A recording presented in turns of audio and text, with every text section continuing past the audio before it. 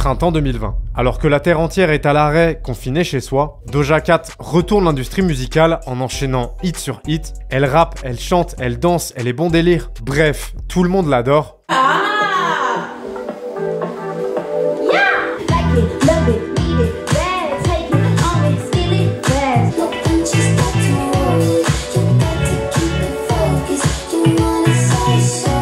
Mais malheureusement, aujourd'hui, c'est plus du tout la même ambiance. I used to like your music, but you treat your fans like that. Dude, literally suck. I'm not your friend.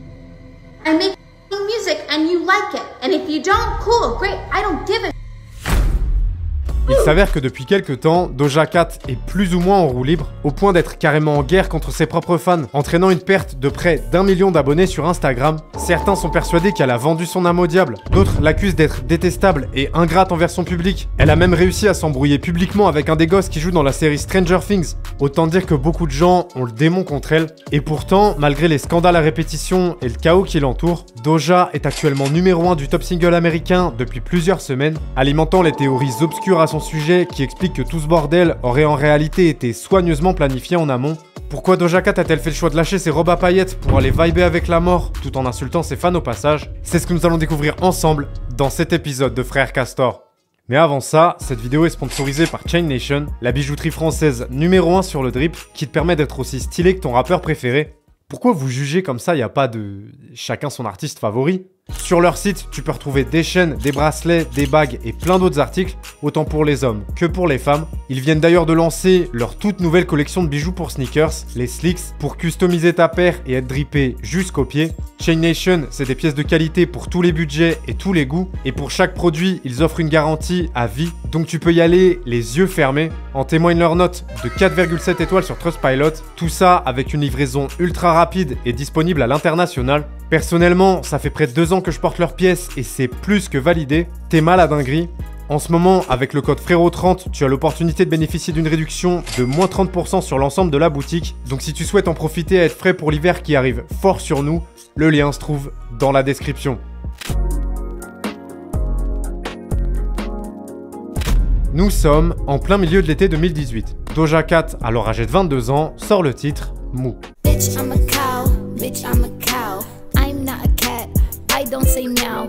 Et le truc, c'est que dans son esprit, c'est simplement une chanson qu'elle balance pour le délire. Doja rappe déguisée en vache, elle a des frites froides enfoncées dans les narines, elle court à côté d'un burger. Bref, on n'est pas loin des vidéos que je publiais sur YouTube quand j'avais 17 ans. Et pourtant, le clip devient ultra viral et cumule des millions de vues en seulement quelques jours. Mou est validé publiquement par des artistes comme Katy Perry, Chris Brown ou J. Cole pour ne citer que. Et grâce à cette chanson, tout un engouement se crée autour d'elle.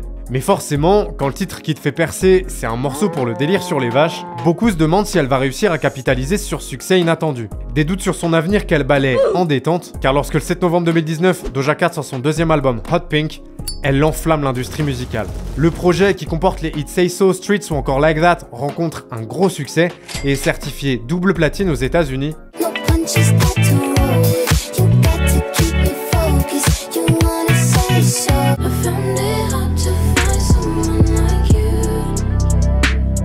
Like you. That's my way. Do it like that and I repeat. Grâce à cet album, Doja est propulsée sur le devant de la scène. Pendant des mois, ses morceaux inondent littéralement TikTok. Elle cumule plusieurs milliards d'écoutes sur Spotify. Quand elle annonce sa première tournée début 2020, toutes les places sont écoulées en à peine 2 heures. Bref, tu l'as compris, elle boit la concurrence comme du petit lait. Puis lorsque le 25 juin 2021, Doja Cat sort son 3e opus Planet Earth, le succès est à nouveau au rendez-vous. Le projet intègre le top album dans 23 pays différents, notamment grâce aux titres Kiss Me More, Need to Know et Woman.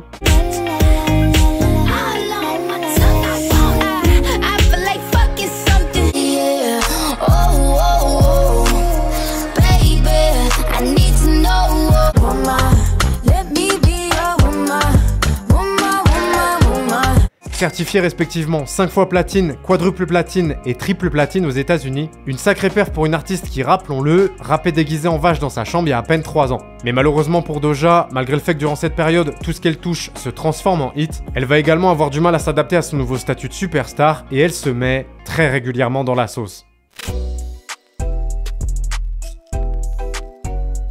Grâce à l'avalanche de hits consécutifs qu'elle vient de sortir, entre 2020 et 2022, Doja Cat est au sommet de l'industrie musicale. Elle fait partie des artistes les plus écoutés à travers le monde, elle donne des concerts un peu partout, elle collabore avec des poids lourds comme Ariana Grande, The Weeknd ou Post Malone pour ne citer que.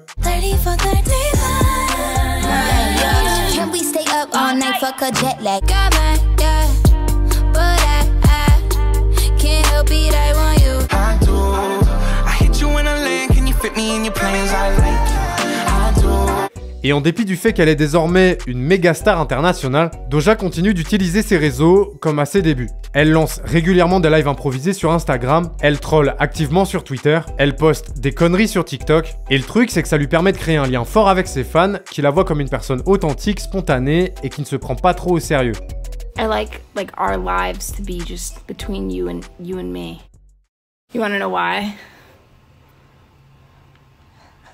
Because I got the fish shoes, bloop bloop. Yes, I got the fish shoes, bloop bloop.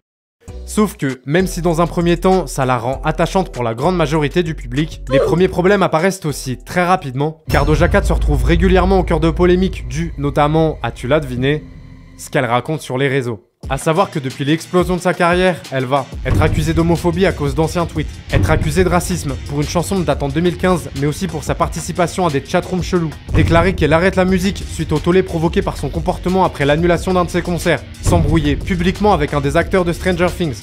But the fact that Noah did that, like went and posted a private conversation between me and him, that's like weasel shit. It's just that he's like a very dumb kid. Bref, tout un tas d'histoires assez embarrassantes, mais ce qui va réellement mettre le feu aux poudres se produit au printemps 2023. Dans la soirée du 9 mai, Doja balance plusieurs tweets dans lesquels elle déclare « J'arrête la pop ». Planet Earth et Hot Pink étaient des machines à fric et vous êtes tombés dans le panneau. Maintenant, je peux disparaître sur une île avec mes proches pendant que vous chialez pour de la pop médiocre.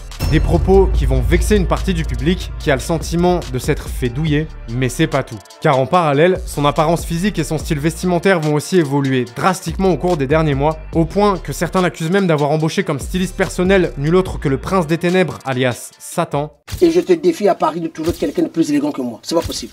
Y'a pas.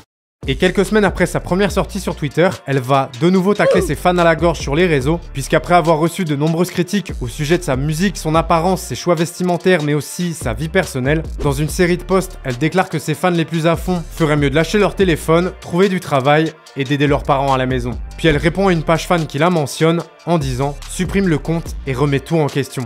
Il n'est jamais trop tard ». Forcément, en voyant ça, Internet s'enflamme. Doja et ses déclarations cinglantes font le tour des médias. En seulement quelques jours, elle perd près d'1 million d'abonnés sur Instagram. De nombreux comptes fans sont désactivés. Les appels au boycott sont lancés. C'est donc dans ce contexte chaotique de guerre ouverte avec une partie de ses fans qu'elle s'apprête à balancer son prochain projet. Et étonnamment, l'accueil qui va lui être réservé sera bien différent de ce qu'on aurait pu imaginer. Le 22 septembre 2023, Doja Cat sort son 4e album, Scarlet. Et malgré la chute vertigineuse annoncée par certains, le succès est toujours présent, notamment grâce à un titre en particulier qui va littéralement exploser les compteurs, Paint the Town Red.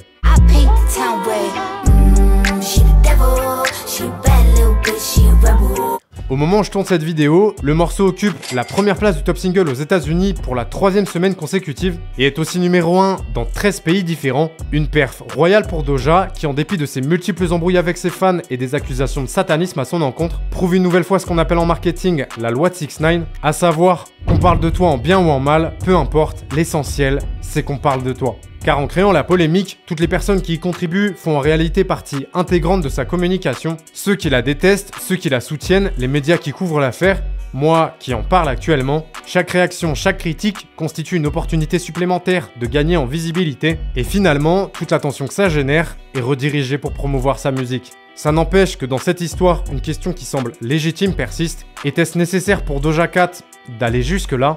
À chacun d'en juger. Bitch, I said what I said. I'd rather be famous instead. Si tu as apprécié cette vidéo et que tu veux que j'en fasse d'autres, tu le sais, lâche un gros pouce bleu. Je t'invite à aller regarder cette vidéo dans laquelle je te raconte pourquoi YNW Melly risque la peine de mort, ou celle-ci qui explique comment DaBaby est devenu le rappeur le plus détesté.